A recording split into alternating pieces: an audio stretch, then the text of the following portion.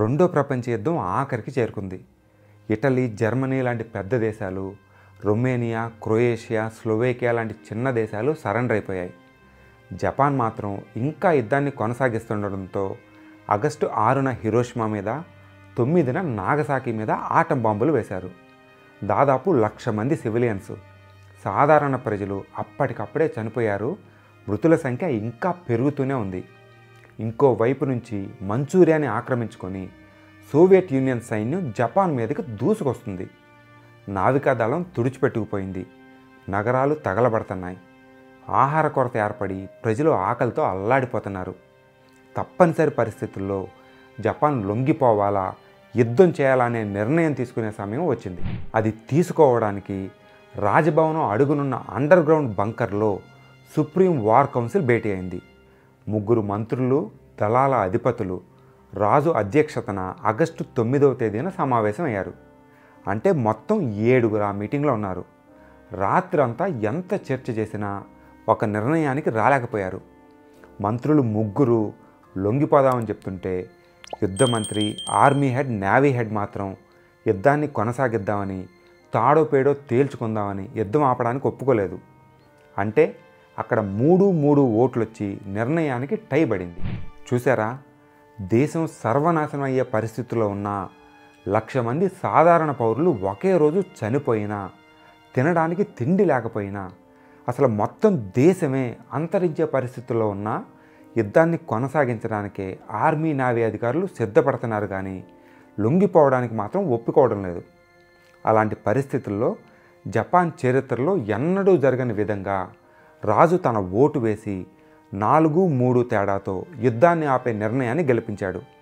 తన నిర్ణయాన్ని చెప్పే ముందు కూడా ఆయన ఆటం బాంబుల మూలంగా జరిగిన నష్టాన్ని, ప్రజల పరిస్థితుల్ని ప్రస్తావించి ఆ నిర్ణయం గనక తీసుకోకపోతే ప్రపంచ పటంలో జపాన్ ఉండదని క్లియర్గా చెప్పాడు. వెంటనే ఆ డెసిషన్ని స్వీడన్, స్విట్జర్లాండ్ దేశాలకి చెప్పారు. ఎందుకంటే ఆ దేశాల వాళ్ళు ఆ యుద్ధంలో అప్పటికి న్యూట్రల్ పొజిషన్లో ఉన్నారు కాబట్టి. కాకపోతే జపాన్ రాజు సార్వభౌమత్వాన్ని అంగీకరించాలి అన్న కండిషన్ మాత్రం వాళ్ళు పెట్టారు. దానికి అలైడ్ ఫోర్సెస్ అంటే అమెరికా, రష్యాలు ఒప్పుకుంటూనే జపాన్ రాజు వాళ్ళ సుప్రీం కమాండర్ కంట్రోల్లో, ఆయన ఆధీనంలో ఉండాలి అని తిరిగి షరతు పెట్టారు. దీని మీద మళ్ళా నిర్ణయం తీసుకోవాల్సిన పరిస్థితి జపాన్కి వచ్చింది. మళ్ళీ మీటింగ్ పెట్టుకున్నారు. దానిలో కూడా అదే ఫలితం. 3 లొంగిపోదామని, మరో 3 అంటే సైన్యాధ్యక్షులేమో యుద్ధాన్ని కొనసాగిద్దామని ఒక దారుణమైన షరతు పెట్టి అమెరికా, రష్యా జపాన్ని అవమానించాయని ఆర్గ్యుమెంట్ చేశారు. మళ్ళీ రాజు ఎంటర్ అయ్యి లొంగిపోవడానికి అనుకూలంగా ఓటేసి ఆ రెజల్యూషన్ని పాస్ చేయించాడు. అదే విషయం తెల్లారి రేడియోలో రాజు ప్రజలకు చెప్పాలి. ఆయన ఆ స్పీచ్ని రికార్డ్ చేసి ప్యాలెస్లో పెట్టి తెల్లారే బ్రాడ్కాస్ట్ చేయమని స్టాఫ్ని ఆదేశించాడు. కానీ ఇలా జపాన్ లొంగిపోవడం ఇష్టం లేని కొందరు మిలిటరీ అధికారులు రాత్రిపూట ప్యాలెస్లోకి వెళ్ళి ఆ రికార్డులు నాశనం చేయడానికి ప్లాన్ చేశారు. ప్యాలెస్ గార్డులు ఆ ప్లాన్ని తిప్పికొట్టడంతో మరుసటి రోజు బ్రాడ్కాస్ట్ చేసి ప్రజలకు తెలియజేసి జపాన్ రెండో ప్రపంచ యుద్ధంలో లొంగిపోయింది. ఈ కూకి నైతిక బాధ్యత తీసుకున్న యుద్ధ మంత్రి ఆత్మహత్య చేసుకున్నాడు. ఇక్కడితో అఫీషియల్గా రెండో ప్రపంచ యుద్ధం ముగిసిపోయింది. మిలిటరీ అధికారులకి, ప్రాణాలకి విలువ ఇవ్వని వాళ్ళకి అధికారం ఇస్తే వాళ్ళు తీసుకునే నిర్ణయాలకి కొన్ని లక్షల మంది ప్రాణాలు బలవచ్చు. అందుకనే సైన్యాన్ని ఎంత గౌరవించినా పాలన దగ్గరకు వచ్చేసరికి సైన్యాధ్యక్షుల్ని ఎక్కడ ఉంచాలో అక్కడే ఉంచాలి. అంటే సైన్యం మీద ప్రజాప్రభుత్వం అజమాయిషీ ఉండాలి. ఈ విషయం మన రాజ్యాంగకర్తలకు తెలిసినంత బాగా ఎవరికీ తెలియకపోవచ్చు. అందుకే స్వతంత్రం రాగానే మొదటి ప్రధాని అయిన నెహ్రూ ఒక మంచి నిర్ణయం తీసుకున్నారు. Indian army head quarters south బ్లాక్లో, అంటే ఎక్కడైతే ప్రధానమంత్రి ఆఫీసు, రక్షణ మంత్రి ఆఫీసు ఉంటుందో అక్కడుండేది. ప్రభుత్వాధినేతలు ఉండే చోట, దేశ నిర్ణయాలు తీసుకునే కీలకమైన ప్రాంతంలో సైన్యాధ్యక్షులు ఉండకూడదు అని నిర్ణయించి ఆ అధికారులను వేరే చోటకు పంపే నిర్ణయం తీసుకొని అది అమలు చేశాడు. అంతేకాకుండా బాగా ఫేమస్ అయిన తీన్మూర్తి భవన్లో Indian army commander in chief నివసించేవాడు.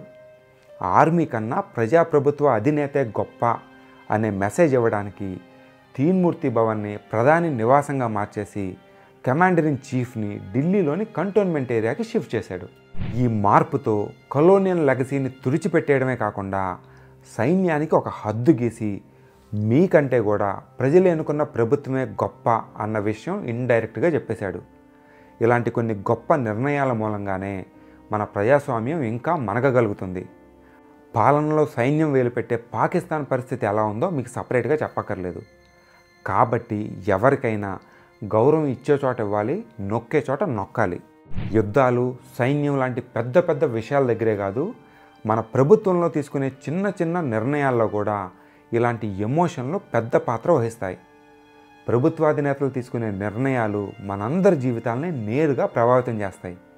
అందుకనే ప్రజాస్వామ్యంలో ప్రజాప్రతినిధుల మీద, ప్రభుత్వ అధికారుల మీద ప్రజలు నిరంతరం నిఘా పెడుతూ వాళ్ళ మీద అజమాయిషీ చేస్తూ కంట్రోల్లో పెడితేనే వ్యవస్థలన్నీ సరిగ్గా పనిచేస్తాయి. కానీ అంత జ్ఞానం కానీ ఐకమత్యం కానీ ప్రజల్లో లేదు. ఆ మార్పు వచ్చిన రోజే మనం బాగుపడతాం, మన జీవితాలు బాగుపడతాయి. ఒప్పుకుంటారు లేదా? ఏ విషయం కింద కామెంట్ సెక్షన్లో చెప్పండి. ఇంకో వీడియోతో మళ్ళీ కలుద్దాం. కుతూహలంగా ఉండండి, కుతూహలశాలని చూడండి.